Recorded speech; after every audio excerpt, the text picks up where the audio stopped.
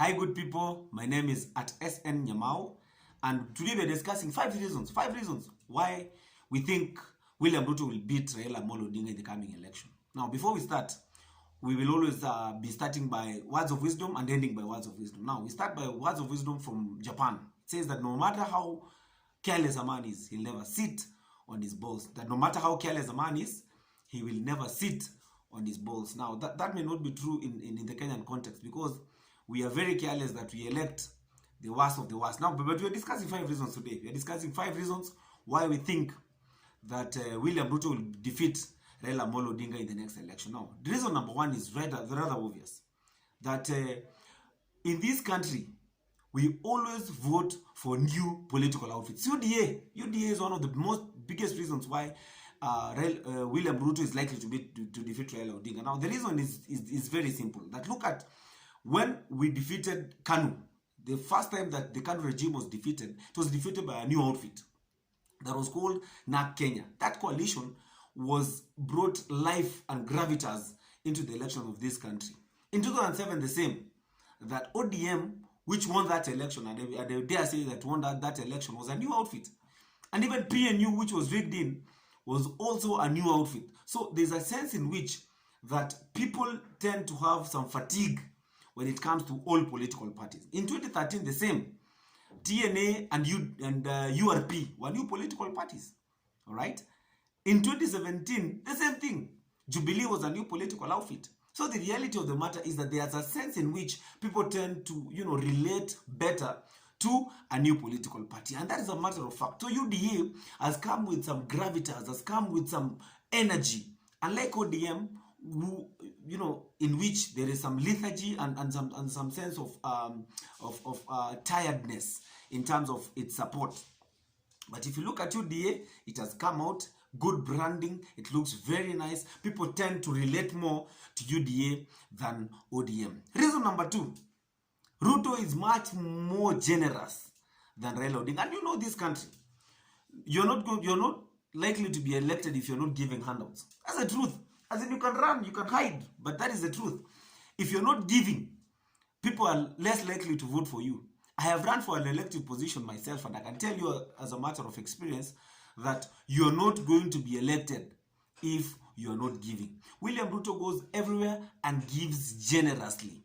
And that is why people tend to relate more to Dr. William Ruto than they can relate more to any other person, because he will come and he will sort you out. And even if you were to say that he's giving proceeds of corruption, many people are saying out there, and it's actually it's a political lexicon in this country, that you'd rather give us what you've stolen than not give us at all, because everybody in this country, or politicians in this country, all of them are thieves.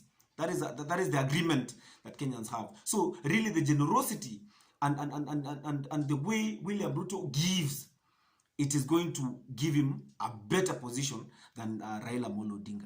Number 3, reality is Raila is more of an incumbent than William Ruto. Raila is less likely to criticize the government. He is less likely to say the ills of the government than Dr. William Ruto. That is why if you listen to when Ruto is speaking, he says that in the first term of Jubilee, they did these and these and these and these. And the second term, they were distracted by Raila Odinga coming into the government. That sense, there's a sense in which he's trying to insulate himself from blame, which Raila cannot do. Because if Raila is to request or is to get the support of Uhuru Kenyatta, he cannot criticize with vehemency and with vigor like he would have done if he had not come into government. So the incumbency tag is going to be much more to the detriment of Raila Odinga than it's going to be for William Ruto. So many people know that the Jubilee regime has not done much. Is not as good as we would have expected. So the reality is that if somebody is going to have to go through the incumbency tag, is going to come through the incumbency tag, he is less likely going to win that election. So William Ruto is more likely to say that if there were failures, these failures came in the second term, and there was a consequence of the handshake that Raila had with President Uhuru Kenyatta. So the reality of the matter is that William Ruto is more likely to act as an outsider and get the sympathy that comes with being an outsider than Raila Amolo Odinga. Number 4, William Ruto works much harder than Raila Amolo Odinga. And if hard work is anything to go by, William Ruto is at the pole position. He's actually much better placed to become president than Raila Odinga. And it's for a simple fact that more people in this country have been able to see William Ruto than they have been able to see Raila Odinga. And you see, seeing is believing. And let me tell you, I have attended quite a number of rallies. Most people just come to see this person that people keep talking about. Almost everybody just comes to see who is this person that everybody keeps talking about, that has disturbed this country in this much, that has been talked about this much. Who is this person? William Ruto has been to almost every corner of this country. William Ruto has more than 30 meetings in a month. William Ruto has over 150 stopovers every month. That is not the kind of person you can joke about or say that this is a useless person. No, there's a person who's most likely to win this election because most people will relate with him. Most people will say that at least I saw him. And I can tell you, having attended all those political rallies and actually had my own political rallies, I can tell you that they have a big effect. There is a person who will go and vote and say, at least I saw this person. At least I saw this person. He's much more energetic. He's much more vibrant. He's much more, attractive to people. It is easier to relate with a person you've seen, a person who has talked, a person who, you have seen. Because seeing is believing. Seeing him and listening to him, there's a sense in which most people are most likely to elect a person that they have seen. Now, number 5, which is the final reason, William Ruto has spoken more to people, and people tend to react more to what he says than coming up with their own ideas.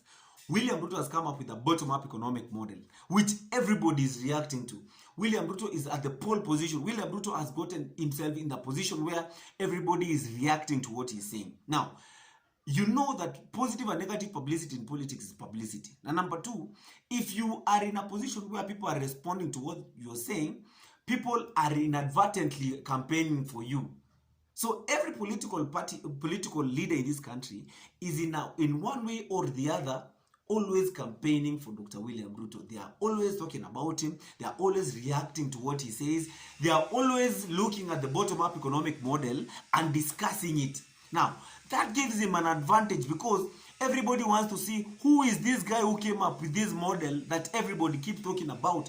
William Ruto has transformed the conversation in this country into a conversation about the economy. Now, that puts him in a very good position because this is the very first time that people in this country are discussing the economics of this country more than the normal political optics. Now, the young people in this country do not relate to the history that Raila Odinga comes with. They don't relate with what he did in the past. Most people relate with the present.